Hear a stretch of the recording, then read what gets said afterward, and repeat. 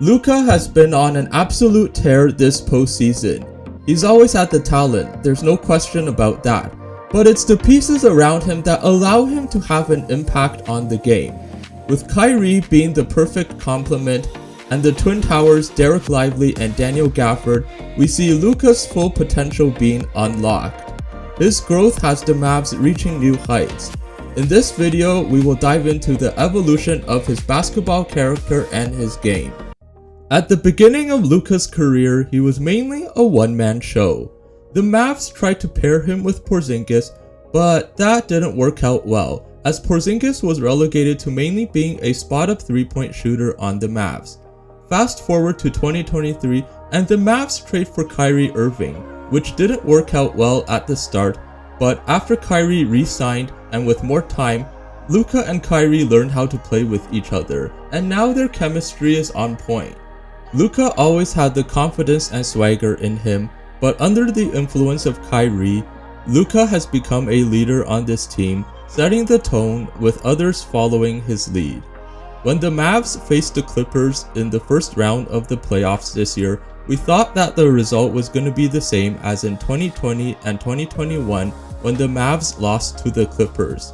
This time around, the result was different as Luka put the team on his back and he finally beat his nemesis. Beating the Clippers was a big step forward for Luka on his path to greatness. Luka's game has evolved in different aspects. Defensively, in the first two rounds, opponents are shooting 41% with Luka as the primary defender. His stellar play defensively has carried on throughout this Timberwolves series. Watch here as Gobert rolls to the rim, Luka forces him to give up the ball to McDaniels, McDaniels passes to Conley, Conley shot fakes, steps in, and Luka deflects the alley-oop over the 7-foot Rudy Gobert. Playmaking is an aspect of Luka's game that's not talked about enough. To start off, last season he averaged 8 assists per game, and this season he averaged 9.8 assists per game. This postseason he's averaging 9.3 assists per game. But it's about him finding guys and maximizing their offensive production, which has improved with his playmaking, more notably with Lively and Gafford. Watch here as Luka drives on Anderson, McDaniels comes over to help, Luka fakes, Reed helps, and Luka's able to see over the triple team and find Lively for the wide open dunk. Here, Derrick Jones Jr. sets a screen for Luka, and then Gafford sets a screen for Luka, and Gafford cuts to the basket and Luka finds him for the dunk. At last, let's talk about Luka's evolution as a scorer.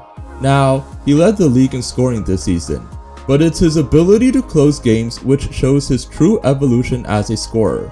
Typically, Kyrie is the one who closes games, but in this Timberwolves series, Luka was the one who closed both games 1 and 2, including hitting this game-winning shot over Defensive Player of the Year Rudy Gobert in Game 2. Let's take a look at this shot as Luka gets the switch onto Gobert and then he goes crossover between the legs, double crossover, and steps back, hits the shot right over Gobert in his face. In Game 3, Luka closed down the stretch by hitting some big shots. Watch here as Luka isos on McDaniels, he drives, fakes, spins, and fades away, hits the shot over McDaniels. With the Mavs being one win away from the NBA Finals, Luka has a great shot to win his first championship. Luka is just so special, it's always a treat to watch him play. I can't wait to continue watching him dominate. Question for this video is, which aspect of Luka's evolution are you most impressed with? Leave your comment down below. Don't forget to like, comment, and subscribe, and I'll see you guys next video.